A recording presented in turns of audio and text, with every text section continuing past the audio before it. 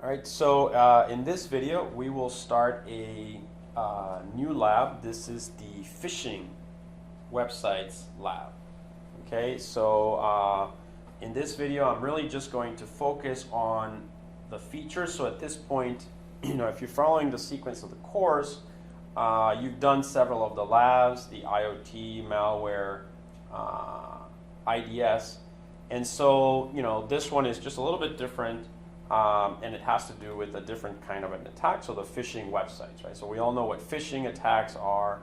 When people send you an email and the email has some link that they want you to click on, or you open a website and the website actually redirects you to another page, which might be trying to steal your information. So in this video, we will focus on phishing websites.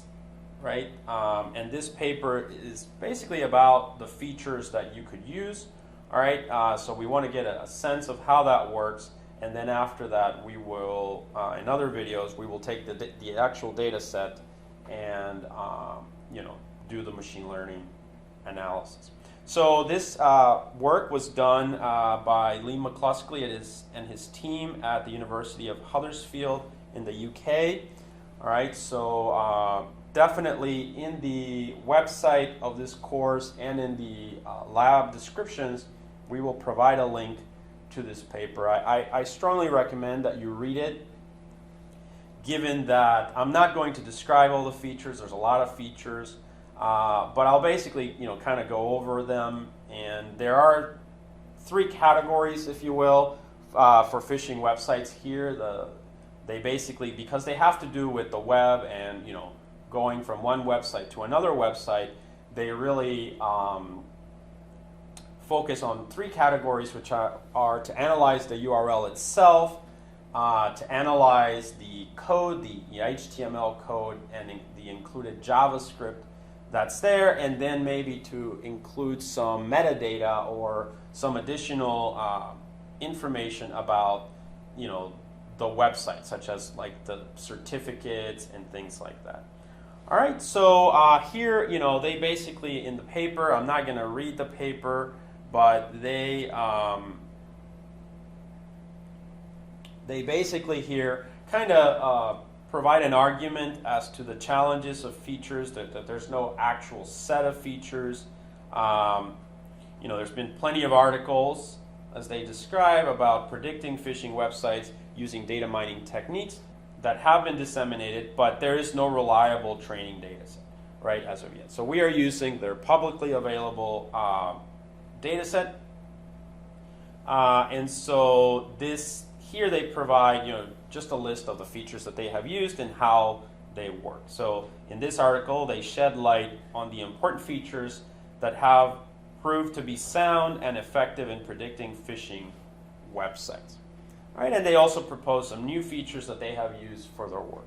So I will go over the features that they provide here, and they have actually a very nice, they've summarized kind of the description with a little if statement rule. So their code basically for feature extraction includes heuristic rules on how to take, they download the website, they have the URL, and then their code basically looks at the URL, looks at the code, and then it creates their feature vectors, basically.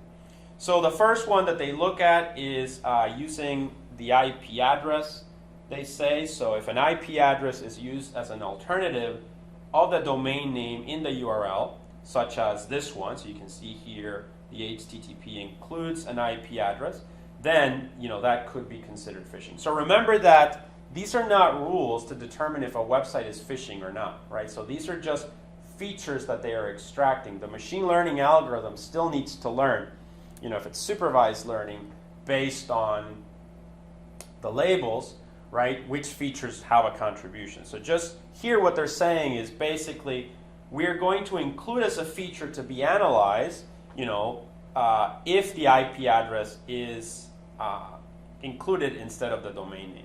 Now they also say that sometimes the IP address is even transformed into hexadecimal code as shown in the following link, and you can see that there.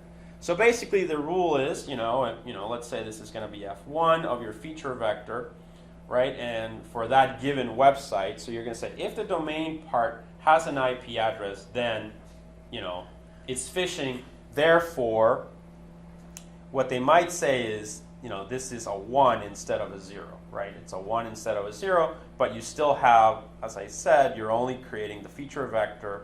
You still need to figure out the class. So it might turn out that, you know, it does include the, you know, the feature does include, or, you know, the IP address, but the class is still 0, right? So that's important to remember, that it's still up to the algorithm to determine if those features are actually a contribution to the classification or not. All right, so that's the first example. Let's look at the next one. All right, so this one's pretty straightforward. So they argue if it has a long URL to hide the suspicious part, then it's probably phishing. So here you can see an example of a long URL, so that's really long. All right, so phishers can use long URLs to hide the doubtful part in the address part. All right, and so they actually came up with a rule down here. You can see it. So they say if the URL length is less than 54, it's probably legitimate. So the feature here, let's say this is F2, would be, so here they have legitimate, suspicious, or phishing. So it might be, you know, -1, 0, and 1. So in this case, if this is or this is +1, 0, and -1, then you would categorize this feature, if it's long, as -1, right? So that would be the feature entry. All right, the next one, let's look at the next one here. All right, so the next one is using URL shortening services, such as tinyURL. So URL shortening is a method in the World Wide Web in which URL may be considerably smaller in length and still lead to the required web page. All right, so this is the example you have here. It's basically, this is accomplished by means of a redirect, and all right, and you can see that, for example, here you have that the UK, their university's website can be shortened to this format over here, right? And I think we've all seen this, you know, whenever we're using the internet or receive emails, we've seen this kind of thing.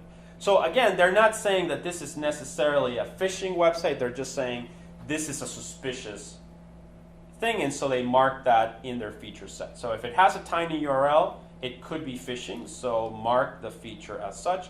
Otherwise, mark it as legitimate and let the machine learning figure it out.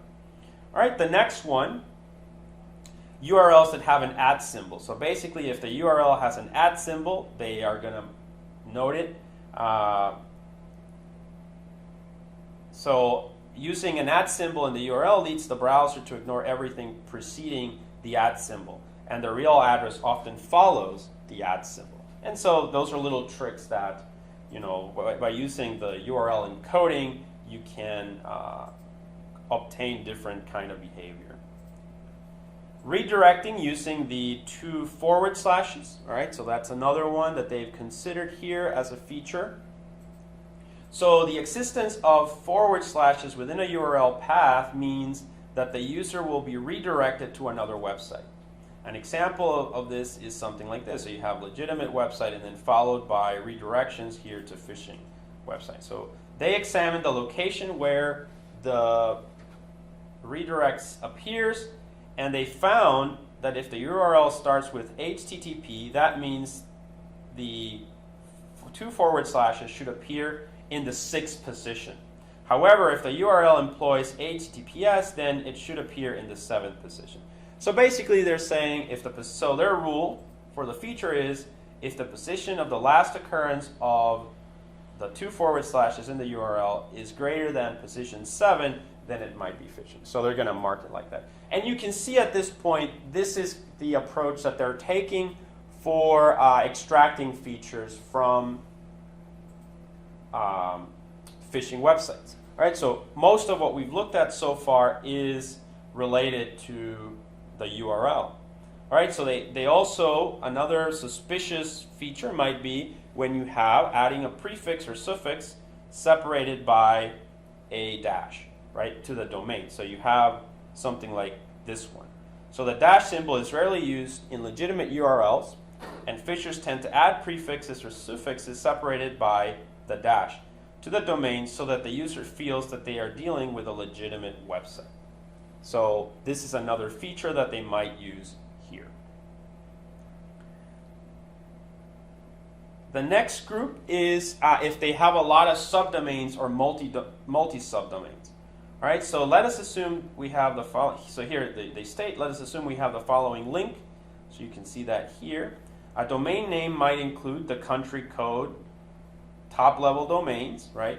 Which in this example would be the UK.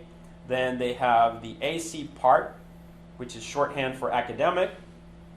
So that combined ac.uk is called the second-level domain, and the HUD is the actual domain itself. So to produce a rule for extracting this feature, first they omit the www part of the URL, which is in fact a subdomain in itself, and then they remove the top-level domains if they exist. And finally what they do is they count the number of dots. All right, so you can see that it's kind of like they're just leaving the dots in there. And if the number of dots is greater than 1, then the URL is classified as suspicious. So here you could probably play around with this. If there's a lot of subdomains, more than 2, 3, 4, you'd have more dots. And so by having more dots, they basically, might mark it as suspicious. All right, so you can see that. So if there's 1, 2, or more otherwise, then it's definitely phishing for the feature itself. Okay?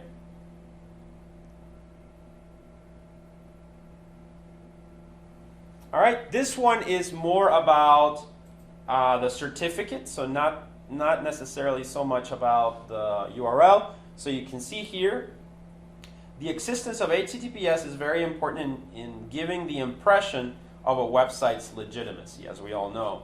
But this is clearly not enough. So they read in several other papers that they should check the certificate assigned with HTTPS, including the extent of the trust certificate issuer. Right? So if it's VeriSign, one of those companies, and the certificate age. So basically, this is one of those metadata features, right? So now they're looking at the certificate itself. If the URL has HTTPS, they're checking the issuer, the certificate age.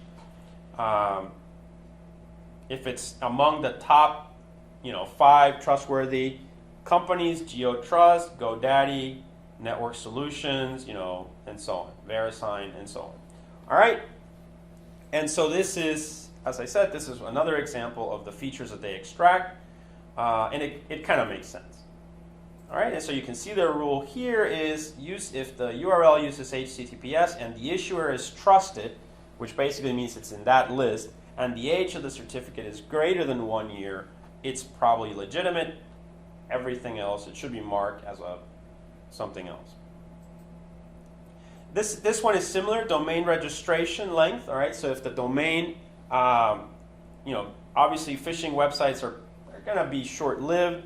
So a trustworthy domain is a domain that has been around for several years. So basically here you can see this feature is if the domain expires on,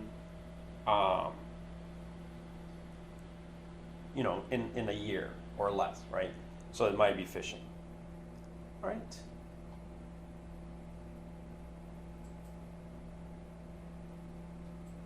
All right, this is an example of when things are being loaded from a different source. So a favicon, this is another type of thing that you might find on a website, is a graphic image icon associated with a specific website. Many existing user agents, such as graphical browsers and newsreaders, show favicons, as visual reminders of the website's identity in the address bar. If the favicon is loaded from a domain other than that shown in the address bar, then the web page is likely to be considered a phishing attempt. So that's pretty straightforward. And a lot of these rules are actually very straightforward, just like that. Then another one that's, that's important is just, what port number they're using. So if you find port numbers on the URL, are they standard port numbers or not? So this feature is useful in validating if a particular service, such as HTTP, is up or down on a specific server. All right, so you can see here they're looking at the very specific HTTPS, port 80, etc. Right? So this information certainly is useful. At least having a feature that if the is the port number present, what it is, and so on. Remember that it's important to say here that, again, I'll remind you that it's perfectly valid to have a port number on the URL. That's fine, but here we're not saying that the presence of that port number it means that it's absolutely a phishing website. It just means that that's one of the features you want to capture. At the end of the day, when you do the feature ranking, it might turn out that the port number is not necessarily contributing a lot, for instance. So that can happen as well. All right, another one is the existence of the HTTPS token in the domain part of the URL. So you can see that here in this example. The website starts with HTTP, but then they added the HTTPS, probably to trick the user. So phishers may add the HTTPS token to the domain part of the URL in order to trick users. For example, that. So here they're saying using HTTP token in the domain part of the URL as well as HTTPS, let's say. Right? So that could be their feature there.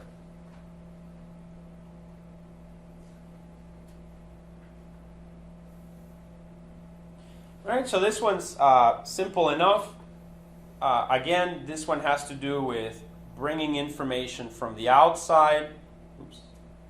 So a request URL. So request URL examines whether the external, this feature, examines whether the external objects contained within a web page, such as images, videos, sounds, are loaded from another domain. All right, so usually you would want them to be loaded from the same domain. So in legitimate web pages, the web page address and most objects embedded within the web page are sharing the same domain. So this is something that you want to do. And they have some statistics here, right? So they probably, what they do is they look at so this is one where they look at the entire code. They look at the entire code. So here they look at the entire code, and so the idea is they look at all the URL requests, right? So every time they see like an anchor tag or something like that, and then they count all of them, right? And they count like the statistics of how many of those links in the website go to the same domain of the website, and how many don't, right? So by they basically created like a range. So if it's less than 22% that go outside, then it's legitimate.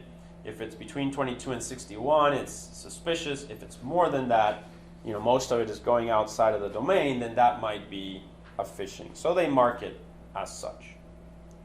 All right.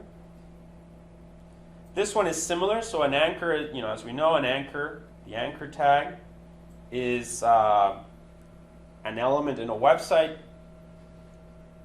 And this feature is treated exactly as request URL, right? So the same idea, they just look at specific anchor tags, okay?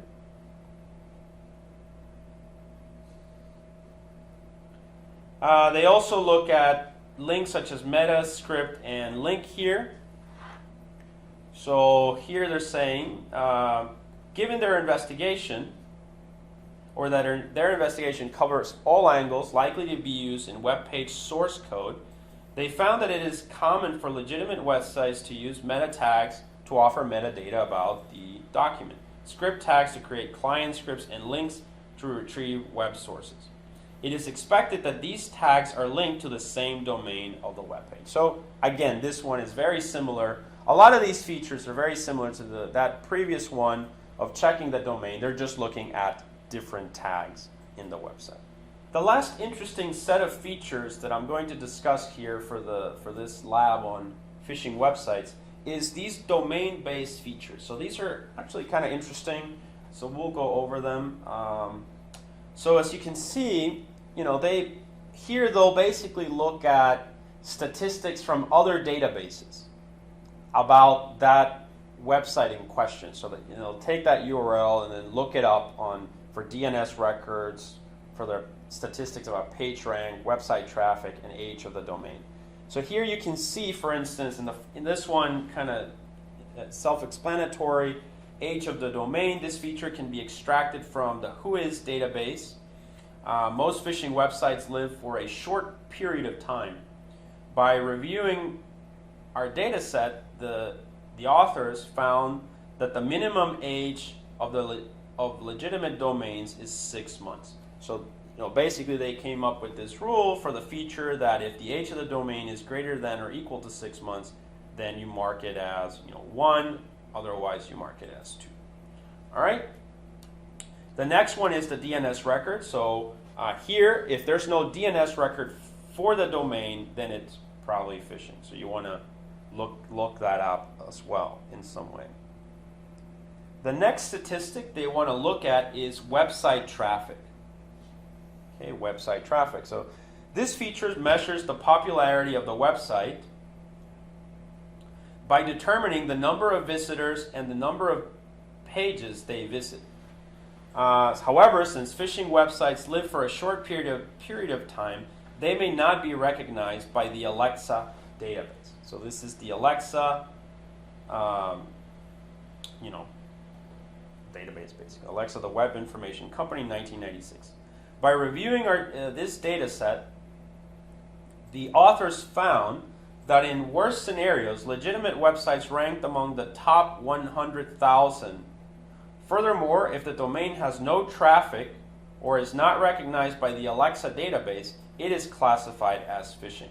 So you can see here the rule is, website rank less than 100,000, probably legitimate, otherwise mark it as potentially suspicious.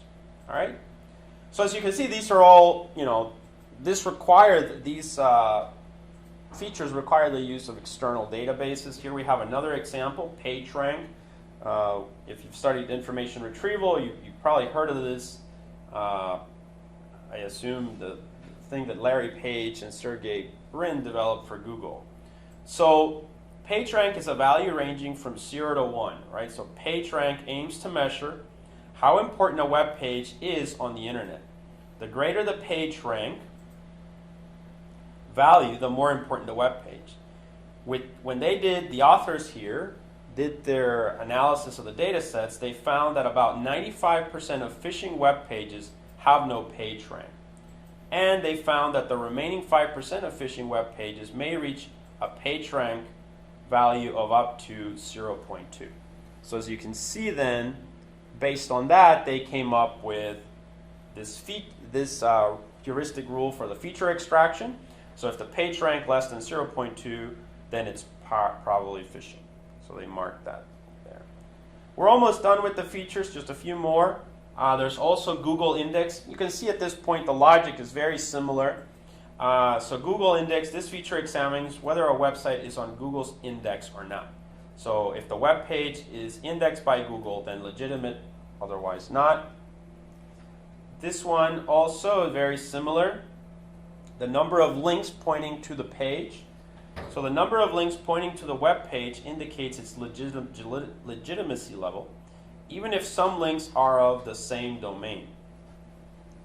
So in their data set, and due to its short lifespan, they found that 98% of the phishing data set items have no links pointing to them.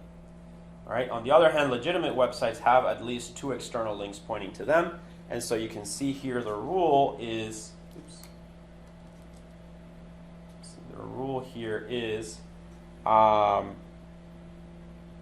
if the number of links pointing to the web page is equal to 0, it's probably phishing. Between 0 and 2 is suspicious.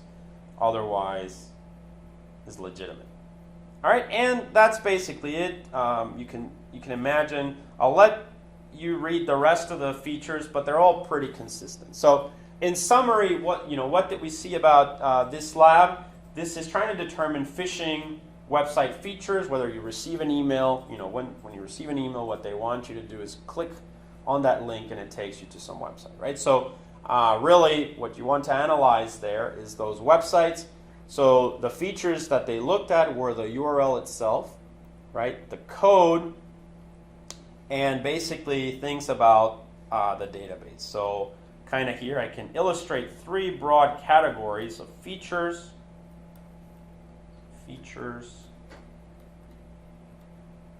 Right? We're three broad categories. URL itself, URL, the website code, so the website code, and then the database related, so let's just say database lookup. Stats. Right, and so these are really the three types of features that have been extracted. So the code is pretty straightforward for a lot of these. You write some Python code to look for, as the if statements indicated. So if, @ symbol in URL, right? So that would be the type of code you have to write there. Kind of the same for the code. You're looking for specific tags. So now this requires the use of a library. So one library that I would recommend in Python for website processing and extracting information from websites is something called Beautiful Soup. So Beautiful Soup, right? So this is a library in Python. You might want to look it up. I would recommend for, downloading websites. So, whenever you have a list of, phishing attacks or attempts, you get the email, you get the URL, and then with Beautiful Soup, you can download the website itself, you can get the URL, you can get the code, and then run the code. And then also you'd need to look up have some code to look up the databases, extract the information. But overall, this is pretty straightforward to do. If you're an instructor, I would recommend that you have your students develop this as a lab. It would basically be, you can use our data set, kind of extract a few of the URLs in there, or the data, not our data set, but the data set that we're using in this class is actually from this group, right, from University of Huddersfield. But you can use their data set to extract the URLs, in a list, and then use something like Beautiful Soup to write the code that allows you to analyze the URLs, allows you to analyze the code and to do database lookups to convert every single one of those websites into their equivalent feature vectors. All right, so hopefully that's a good introduction to phishing website, or the phishing websites lab. All right, so in the next video, we will now assume we have the data set, we've taken all those URLs and websites, converted them into the feature vector space, and we are ready to do some machine learning.